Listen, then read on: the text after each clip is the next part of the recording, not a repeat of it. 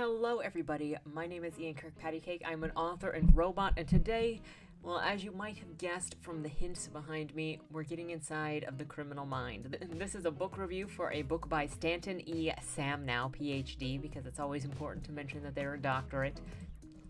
You never forget that a doctor is a doctor. Before we get started, I got a couple of announcements. I know, announcements every time, all day. So it's sadly the last video of March, but that means that the April LBRY will be up. It actually is up right now, accepting submissions for May. So check out the comments down below if you are interested in submitting a short story or, a little essay that relates to the prompt. And in the first video of the next month, I always read what you guys write, and I love reading what you guys write, and I think that I'm getting better at reading. Which leads me to my next announcement, because guess what? It's not the announcement that says, please remember to like and share and subscribe. Now, I'm not even going to do that announcement this time because everybody already knows to like and share and subscribe to content. So I'm going to just bypass the like, share, subscribe, reminder, request, whatever it is, and go straight into a couple weeks ago, I think it's 3 weeks now, I started doing a Friday night live stream with you guys. And so if you're interested, the Friday night live stream is a book read, and we talk about the book as I read the book, dramatize the book. I do some pretty terrible voices for the characters of the book that I'm reading, but we do discuss craft and what in the story is working or isn't working. It's almost like a science fiction theater,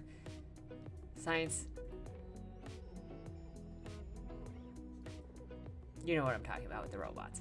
It's almost like that, but with books. So if you're interested in joining us for the next live stream, live read, it's always Friday nights. Follow me over on Minds because I post the link over there, and it is exclusively posted to the Minds group. So minds.com/KirkpattieCake if you're interested in joining the live read. It's currently called the Loin Stream because everybody in this book wants to bang. Like, everybody. I did not pick this book up because it was called a romance, okay? It was not called a romance, but everybody is fogging up the windows, if you know what I mean. But not blue ball fogging up the windows. And once we finish this book, I will be taking requests from you guys on what book we should read together next. So consider it a book club for writers, for readers, just for fun. And that's really all. Dead End Drive audiobook coming soon. Steakhouse Books next publication for this year is coming soon, so keep your eyes out for those. And that's really it. So now on to the book review itself. I actually read this book a couple of months ago. I can't believe I read it at the end of December. I never fully formalized all of my thoughts on it. So getting down to it, Inside the Criminal Mind is a nonfiction book by Stanton E. Samenow, PhD, that talks about, well, the phrase criminal mind actually feels like a misnomer when it comes to this book. Even in the prologue, Samenow mentions that not all criminals, as he refers to them, break the law, when in actuality, criminal kind of does require you to break the law.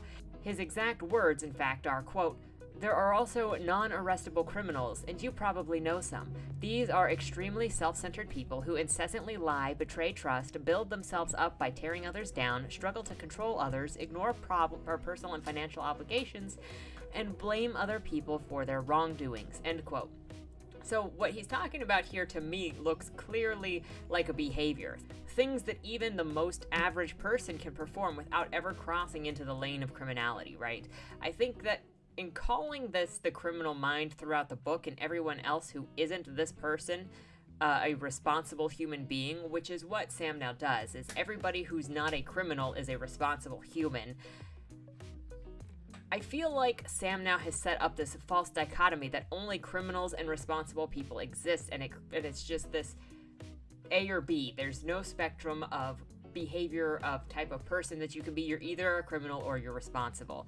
And maybe this comes down as a matter of personal philosophy and observation, but if someone can have the behaviors without legitimately being a criminal, which is a legal classification, then we are working off a different dictionary at the very least, Samenow and I. So I wanted to make that clear before we get started, that when he says criminal mind, I'm not taking it as a criminal mind. It's... He misuses the word criminal. With that said, let's talk about the book. I'll give you a general structure of all of the contents of the book, and then we can start talking about ideas. So in the prologue, it's just a basic entry point where he gives the generic responses or defenses people have when it comes to criminal behavior. They choose their peers, and they choose their actions. Chapter 4 covers how the criminal mind typically behaves in school, and to be frank, Samenow covers the 3 most common, and I feel like the only different ways that you can act in school, which are a bored and you drop out, someone who does well and then basically drops out of college or has no interest in further education, and somebody that is an overachiever and does really well at everything they do. It's like the high, the mid, and the low point of the school interaction spectrum. My basic takeaway from this chapter was that you really can't assume a criminal based on school behavior, on academic behavior, because criminals have all sorts of background behaviors. Chapter 5 covers the criminal at work and does basically the same thing as Chapter 4, where, you've got the criminal that does well at work, the criminal that goes to work and is like meh and doesn't have any ambition, and then the criminal that can't hold down a job. So again, you've got the high, mid, and low points of work behavior, and a criminal can be any of the 3. Chapter 6 focuses mostly on the narcissistic criminal mind, and that is the my way or the highway mentality. You do what I say, or you do as I do, or we're not going to be friends anymore. Chapter 7 talks about the criminal mind in relation to sexual relationships, partners, and sexual content. Typical sex is used to boost the ego and assert personal dominance, as well as assert control over someone else, and it's often less personal. Chapter 8 talks on the short temper of the criminal mind, especially when faced with adversity or something that disagrees with his version of reality. Chapter 9 focuses on criminality as part of the personality and decision-making of the criminal. Drugs, alcohol, and mind-altering substances don't create a criminal, they just embolden behaviors that are already inside of them. If you get 10 men drunk, they aren't all going to become criminals and be driven to do the same act. And that's because the drugs and alcohol only embolden behavior or thought that is already present in the person. Drugs and alcohol can't be blamed for turning someone into something that they were not already or did not already consider in their heads. But chapter 10 was the worst chapter of the book, in my opinion, as Samenow talks about domestic abuse as terrorism and uses the description of terrorism in the most broad sense possible. Just terrorizing someone, even on an individual basis. In this chapter, he also ignores motivation, rationale, and belief that may inspire action, simply saying that because the person wants to do it, they do it, which is true, but that completely erases the reasons as to why somebody made that decision to go ahead and do that thing. So while it's true that yes, that person did do that thing because ultimately they decided they wanted to do it, Samenow is very much dismissive of the idea that someone may have motivation to commit an act of terror out of personal motivation, or what they say they will get from that action, be it sainthood or a monetary reward or 72 virgins in the afterlife.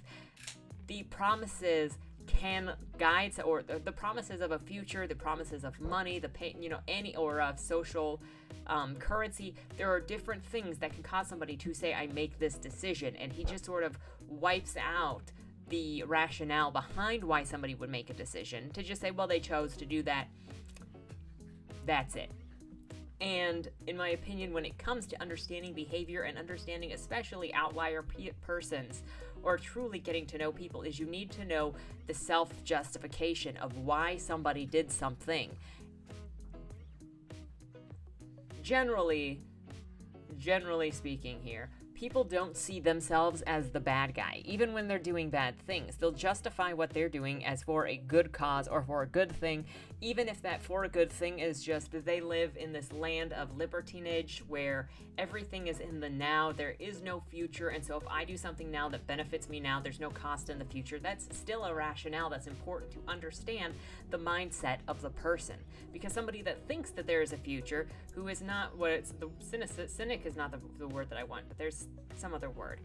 But somebody that believes that there is a future and there is a purpose is going to make decisions that will affect the future. If somebody just lives in the now and thinks the only benefit they had is right now, then their decision making is going to be different. So in Samenow making that statement of just dismissing everything as, well, they chose to do it, it's very lazy. I think this is where really Samenow, my ideas really started to diverge for the whole rest of the book.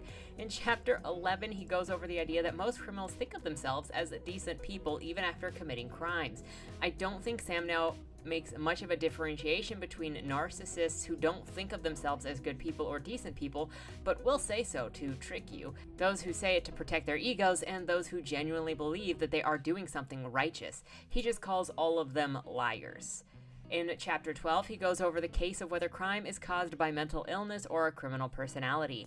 Maybe by now you've got it. Samenow doesn't believe that there is any excuse for criminality beyond the individual making criminal choices. While mental illness can contribute to criminal actions, it is not a death sentence toward criminal behavior in the future.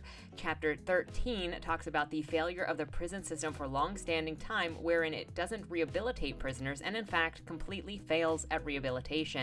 Criminality is a choice in jail, and criminals who want to continue committing crimes will find that they want to learn in jail, while those who desire change can make that choice as well. There's a system of criminality in jail as well between some of the officers and the criminals making deals to enrich themselves to have a better life or time behind bars. So criminality doesn't really stop in jail.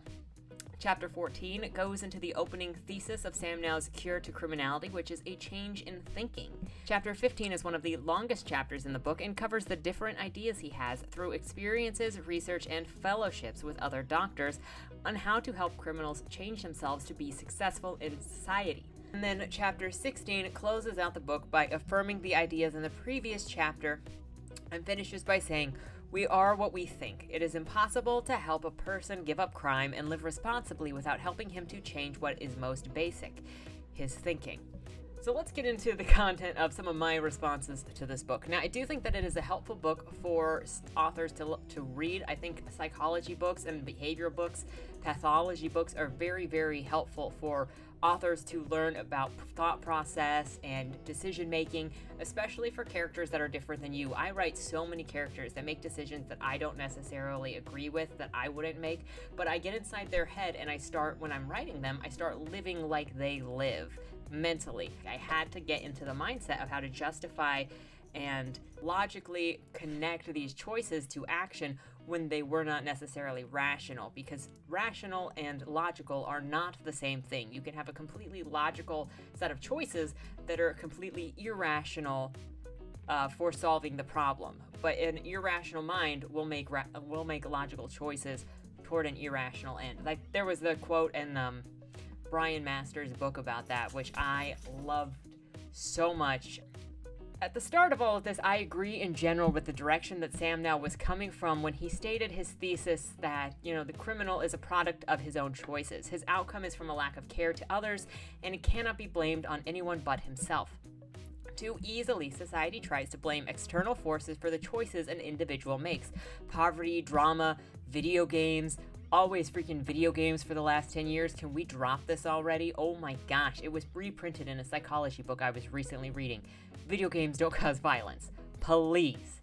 Violence in movies or music or newspapers detailing the crimes. Everyone in society has experienced at least one of these things, but has not turned to criminality because they've experienced them.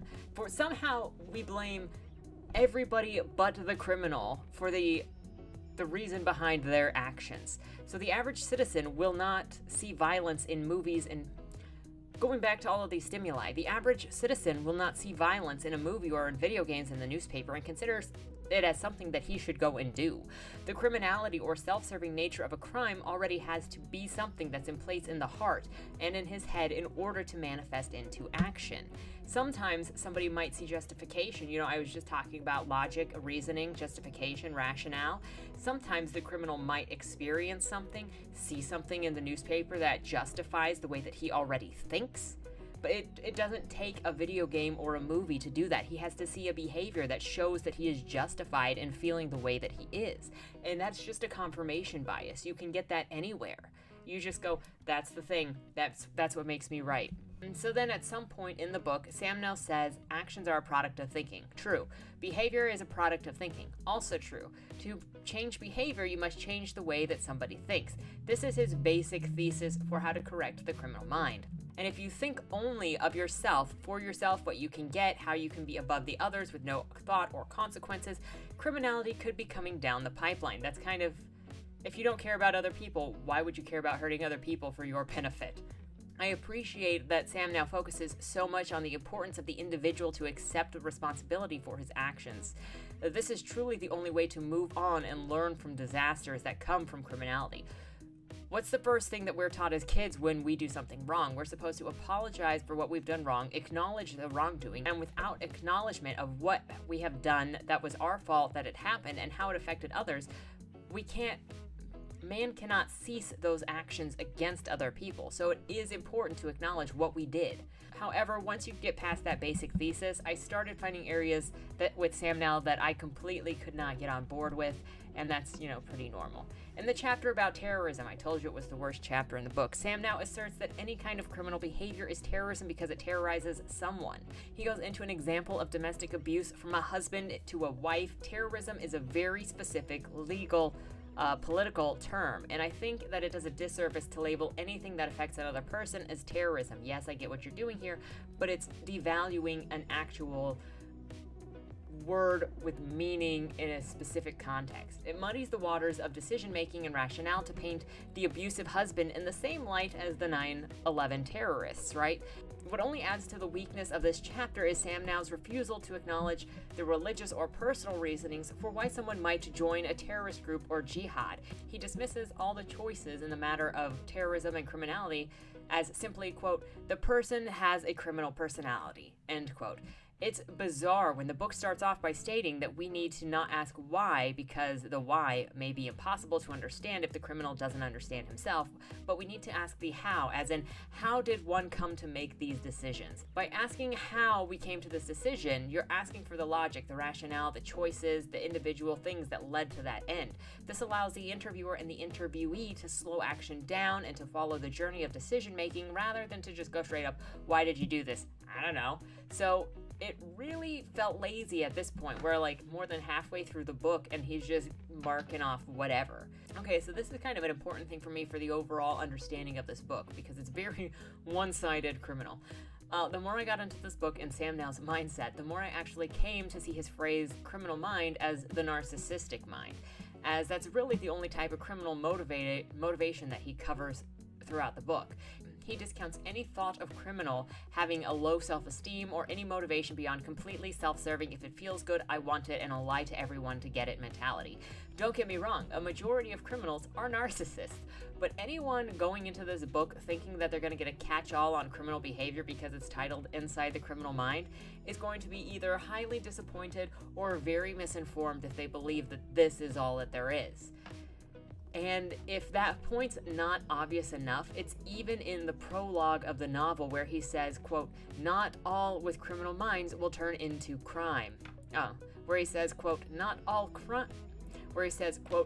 criminal minds will turn to crime, end quote, and refers to something as legal criminal action. That is, lying, cheating, stealing, and manipulating friends or family, so it's not illegal or actually criminal. The manipulator in interpersonal situations is a narcissist and possibly a psychopath, so it's not the criminal mind.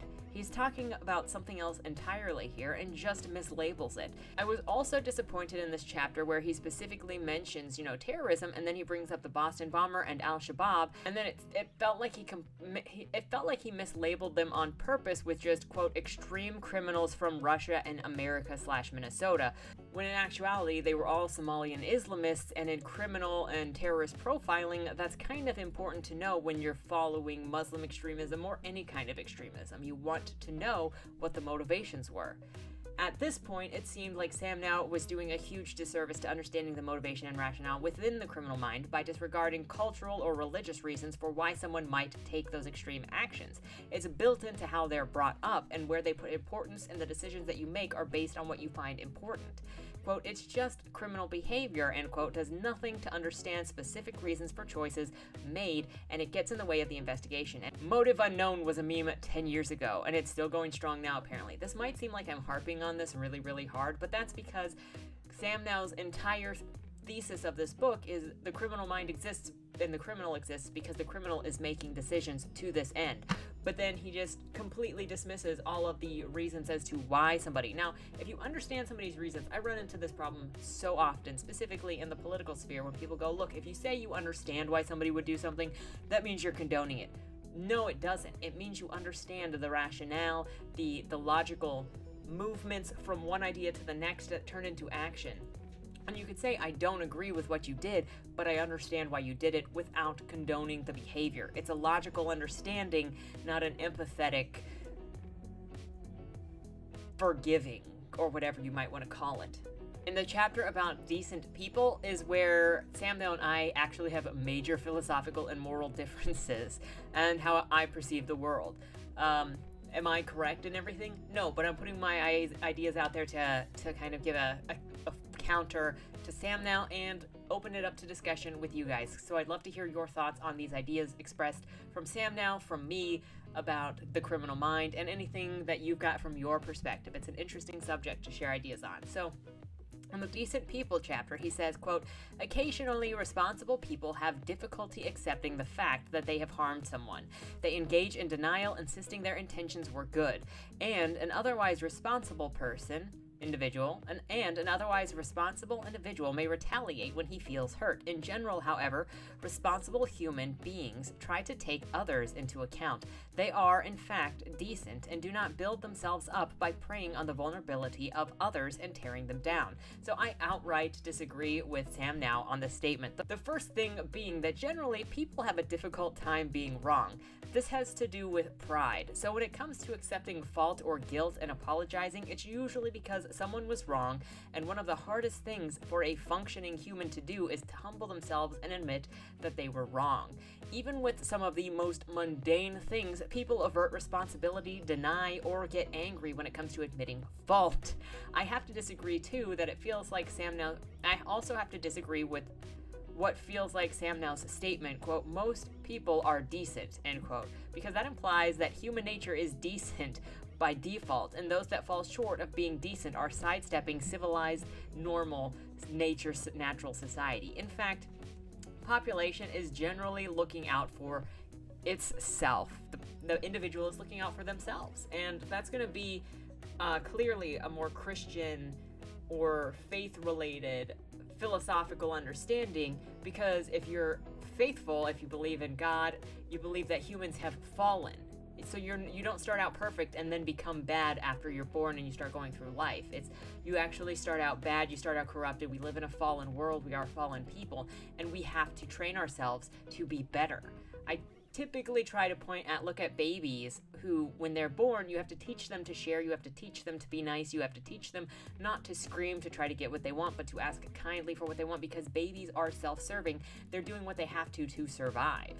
And we have to train each other, and we have to teach our next generation, our children, the kind of values that we want them to have. And being kind, being generous, being thoughtful of other people is not inbred. But fight me on that down in the comments, I'm sure. But are most people decent? Perhaps. Do most people look out for their own interests and won't take even a small disadvantage for someone else's benefit? This has been my experience, at least. Even regular, non-criminal people will look for ways to benefit themselves, even if it's at the expense of others, even just a little bit. It just depends on if the other person is someone that they have to see on a regular basis, the power dynamic, and how much they really care about that other person. Now, not everybody, obviously, not everybody. And I'm talking about mundane things as much as big things. There are excellent people that are taught to be, there are so many good people in this world that it is very easy to forget when you see all of the bad. But there are so many good people, there's so much charity, there's so much, people helping other people, just wanting to help other people, that it does exist. But I think assuming that the general population around the world starts out as decent and then criminal behavior is the exception is kind of naive. On the following page, Samenow brings up a youth who thought of his murder as, quote, only a mistake.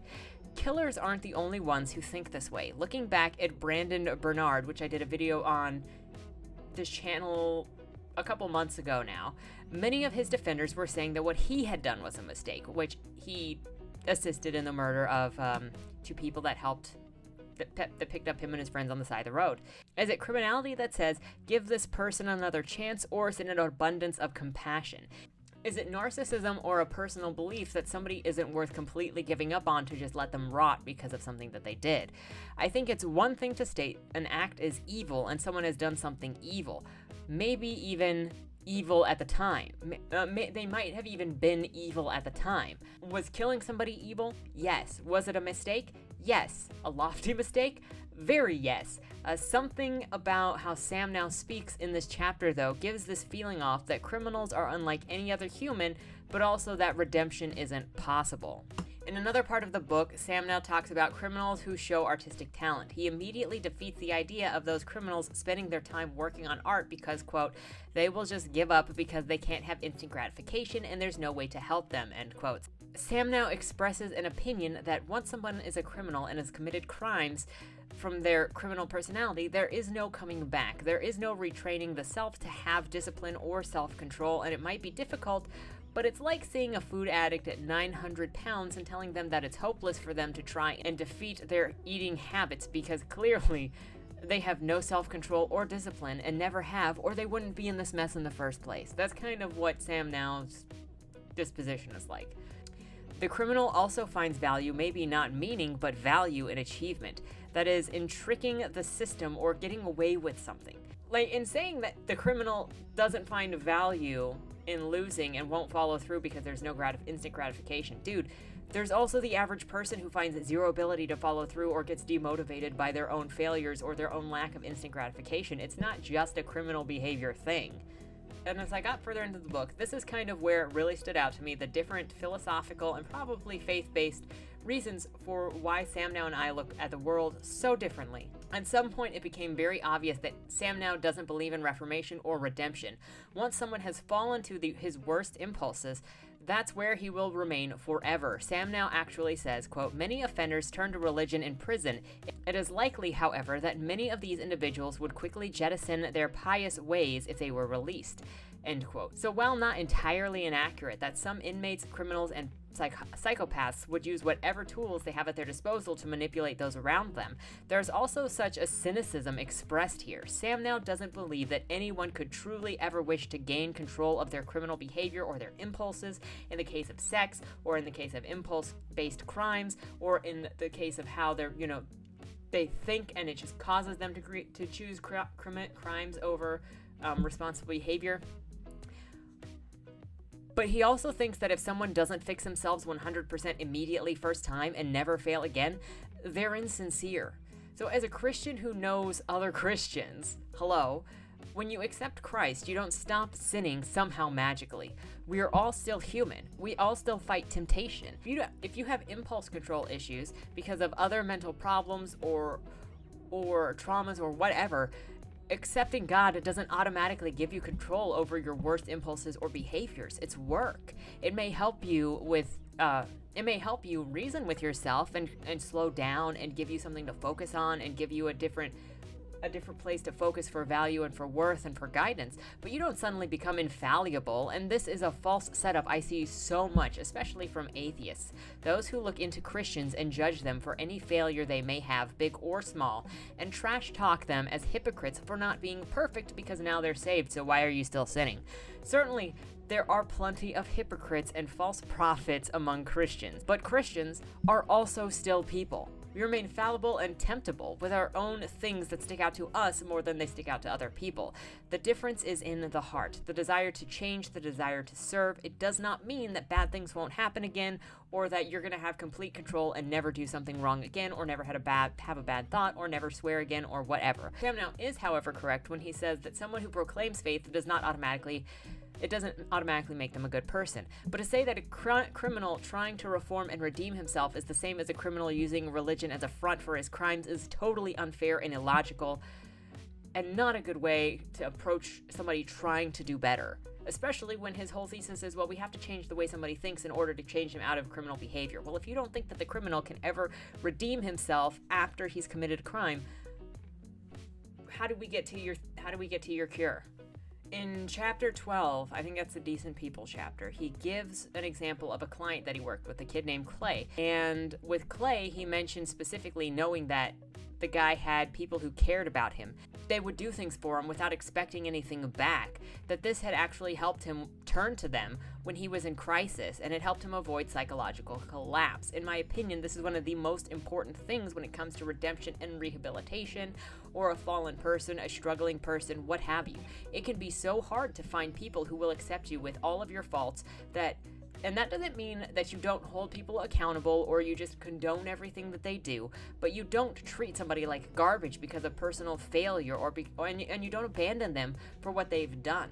Like, that's the wrong way to go if you want to rehabilitate somebody. You can require somebody to take responsibility for what they've done while also allowing them room to safely express their fears or call for help, or when they have failed, especially when it's failed hard in the way of a criminal.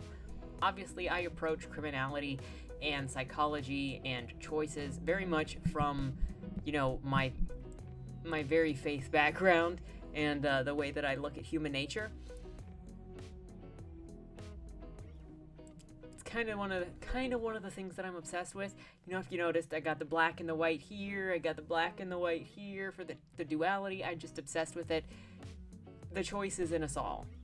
Coming from the Christian background, recovery, redemption, and reformation require both a spiritual and a mental aspect. You can't change the heart of someone who is completely given up or sees themselves as a worthless or damned or doomed or beyond anything.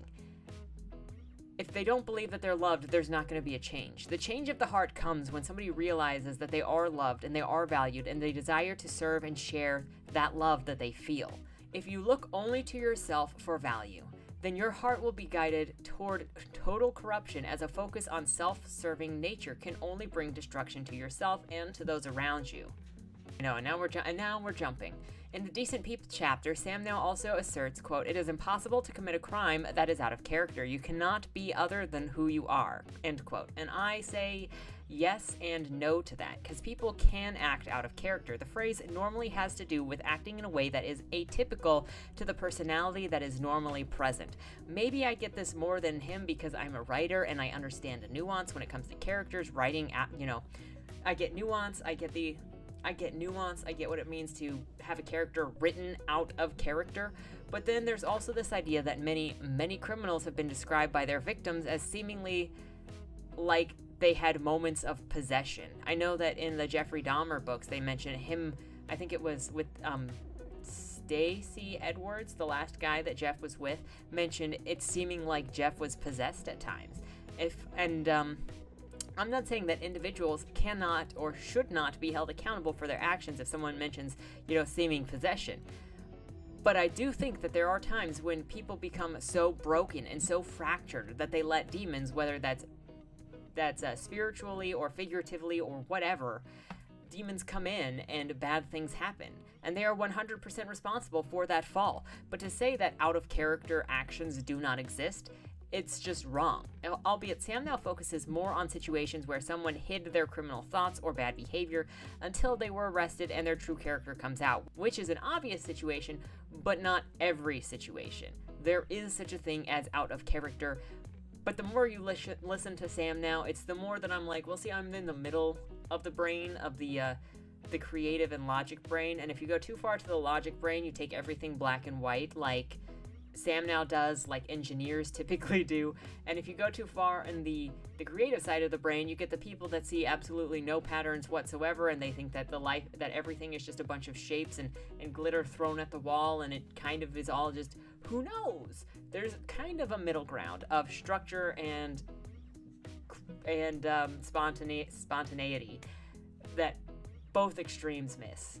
In talking about impulsive behaviors, impulse is just a lack of self-control, which is a habitual behavior to just give in to anything that you feel your body wants, whenever it wants, at all times. That's kind of the intuitive eating, is you just give what your body tells you it wants without having any self-control. Habits become behavior, and behavior becomes normal. So I agree with Samenow that the impulse to do wrong doesn't alleviate somebody from the responsibility of their own actions, but it is also important to note that often people need help when it comes to impulses, and they cannot stop themselves. Think of the food addict who has created a behavior of eating too much, too often, for everything. Impulse becomes habit, habit becomes behavior, and to break that behavior, as Samenow says, you need to change the thinking and start a new habit. Many people do not have the ability to do this on their own, and I think this can be said about the criminal with low self-control / impulse control. Samenow somehow denies that any criminal has ever acted sloppily in a cry for help, but I think that there are obvious cases where mania has taken hold of someone and they do not know how to control their impulses anymore, and the mania / impulsive nature does cause them to act sloppily, and they hope that they get caught so that somebody else can stop them. I think that we have an obvious case. I think there are just too many obvious cases of this. Does it mean that they cannot be held accountable for their actions? Again, no. But people who lack impulse control and have now trained behaviors, when they get far enough in, they need help to resolve this. And that's one of the areas where reformation and rehabilitation comes in. You can't rehabilitate somebody if you and they do not acknowledge that impulse is a trained behavior. Think of Pavlov's dog, but with crime and endorphins and sexual pleasure, or whatever the criminal gets out of it. You're gonna have to rewire the reward system, and often that requires someone else's assistance. It's short-sighted and wrong to say that every criminal has complete control over themselves. You can't help a criminal if you say this, and it's very unempathetic, to be honest. If you don't acknowledge the difficulties of the individual's case, you cannot even begin to help that individual with whatever problems they have. So in closing, because now we're basically at a class on the criminal mind here. Inside the Criminal Mind started out with the thesis that the only thing responsible for criminal actions is the individual choosing the action. From there, Stanton Samenow goes through common tropes like peer pressure, drugs made him do it, poverty, childhood trauma, copycat influences, and low self-esteem as causes for criminal behavior, ultimately arguing none of these things result in criminal behavior. It is simply the choice of the individual to follow through on self-serving action. I could see the justification for the statement, and I do agree. There is no influence that specifically causes someone to commit crimes, or else we would have a much bigger pack of people from certain backgrounds always turning to criminal behavior. The numbers just aren't there to support that it's circumstances that create criminality over the heart and mind of the individual making the choices, except for fatherless homes. That highly contributes. But again, fatherless home does not doom you to being a criminal. I appreciate Samenow's consistency on keeping the individual responsible for their actions, but there are times when he seems to go too hardline and to take responsibility as a choice and completely neglects the how someone rationalized those thoughts and choices, and I think that's a major piece of the puzzle when you're trying to solve the criminal mind. My theory has always been criminal behavior is generally the human condition, and when you get to more extreme cases of depravity, danger, and rage, the human body is a beaker and experiences are the chemicals that you drop inside to mix with biology of the individual, and out comes the disaster. There's something of a warning in the beginning to put that immediate response aside, and then Samenow really lets you know where the focus of this book is going to be, and actually the whole point of why I think this book is valuable for writers to actually read in order to better understand their characters, and that is criminal behavior is all about the choices of the individual who makes them. So then we get into chapter 1, and he brings up two common excuses for criminal behavior and background, and those are environmental/poverty and biology. And while these can be reasons or contribute to the choices toward criminality, neither things doom someone to a life of crime. Then in chapter 2, he talks about how parents may be strict with rules and punishment, or they may be laissez-faire, and there's no single way that a parent behaves that causes children to become a criminal. Children who become adults are ultimately responsible for their choices and their criminality regardless of the types of parents that they had. When kids decide that they want to do something bad, they will hide it from their parents, and there's nothing that the parents can do about that. In chapter 3, he talks about peer pressure, which can encourage someone towards risky behavior or criminality, but ultimately peer pressure doesn't force anyone into criminality. Are you starting to get like the mood of what the big thing in this book is? Again, the individual choices Again, the individual chooses to make those decisions. Whether it's because he feels safe or liked or because he's folding to the pressure, he is choosing to please these people by acting in that way. People also tend to look for those that they want to be associated with. So if you want to be around people who act criminally, you will seek them out. So peer pressure cannot really be used as an excuse for why a child behaves criminally. I still agree with Samonow's thesis, though, and even agree that punishment, rehabilitation, and better opportunities are not likely to turn someone from criminal behavior. But while Samenow prescribes a change of thinking, I think the obvious choice is actually a change of heart, which may dig a little deeper on an interpersonal and spiritual level than Samenow seemed to want to go. Ultimately, the way I approach anyone, including the criminal mind, is to understand how they've come to make those decisions. If they bring up a traumatic background, if they mention insecurities, self-esteem, mental illness, impulses, desire, if they mention neglect or affluence, or no problems at all, my goal is to work through every bit of history and decision that's brought forward and to recognize where that individual puts value, where they derive value from, how they make decisions, and what are contributing factors to the goals that they have. Mental illness, trauma, history, wealth, none of this is ever an excuse for someone's actions, and none of them should be used as a scapegoat. He was schizophrenic, so that behavior happened. The schizophrenia, child abuse, poverty, etc. may have something to do with self-rationalization, but it's not an excuse for behavior, and these things need to be separated. They keep getting put together, and understanding rationalization is not an excuse or a scapegoat, okay? In the end, Samenow says, quote, "It's fruitless to construct a fine house on a rotten foundation. Behavior is a product of thinking. The key to habilitation is to help an offender change his thinking." At the basis, I agree with Samenow. However, I obviously take it a step further. I'm going to repeat myself again. You cannot change a man's actions without changing his heart. How someone thinks about themselves and others. Criminality is ultimately self-service. You disregard others for the benefit of the self and damn all the consequences or suffering someone else goes through as so long as you're comfortable. The only way that I can see to counter this kind of thinking is to end it by changing the heart of the criminal to think beyond himself. It's not an easy process, and it's not something that most people are capable of dealing with. Modern society has proved that it is insanely under-equipped to deal with conflicts of the heart, with the increasing amount of inmates kept in prison and the lack of turnaround from those released. But I do believe that we are a step closer if we acknowledge it as an issue of the individual, understand the motives, the reasoning, the rationale that is ultimately how you get inside of the criminal mind, and help someone work out their problems, work through their decisions, and create a better situation for themselves. At the end of the day, we can't create a better society or help anybody or get inside the criminal mind if we refuse to see things through their eyes, through their rationale, through their background, because we think that they are just wrong for all of it. Somehow, gotta find a way to get people to have a little more empathy for one another, because what this all is a lack of empathy and understanding. When you say, I'm not allowed to empathize with you, I'm not allowed to understand where you're coming from, because if I understand why you did what you did, it means that I condone it. That is the roadblock in the house to fixing it.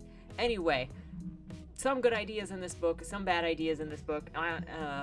From a obviously subjective, personal perspective. If you're interested in reading this book, it's linked down in the description below. I look forward to your comments on either, what I said, what Samenow said. I obviously didn't cover everything in this book, but this video is already super long.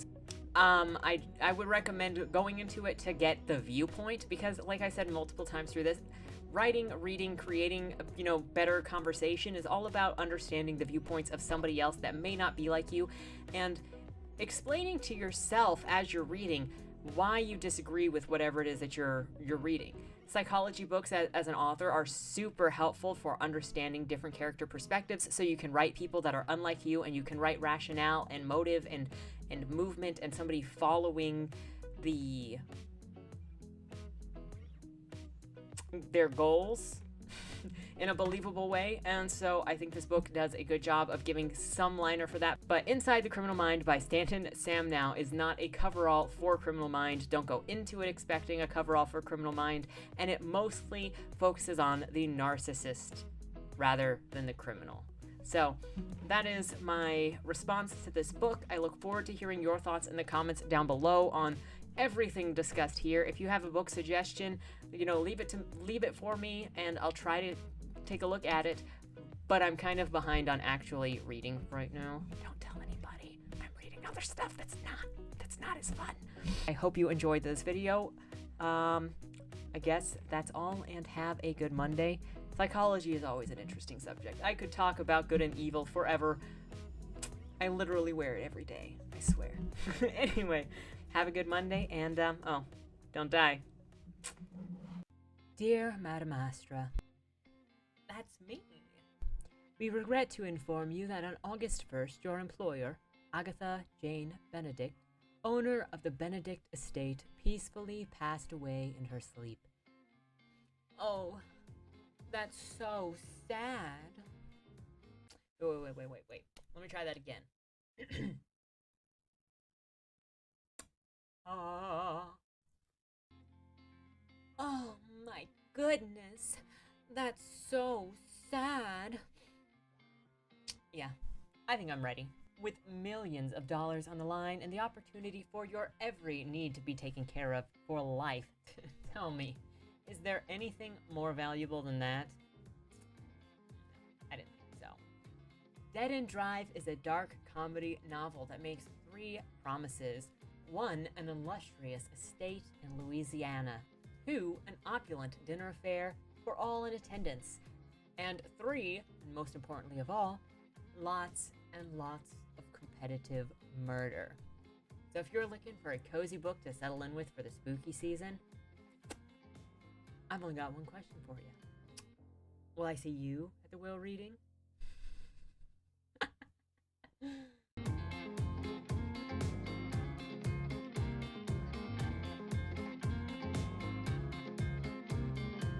Only losers!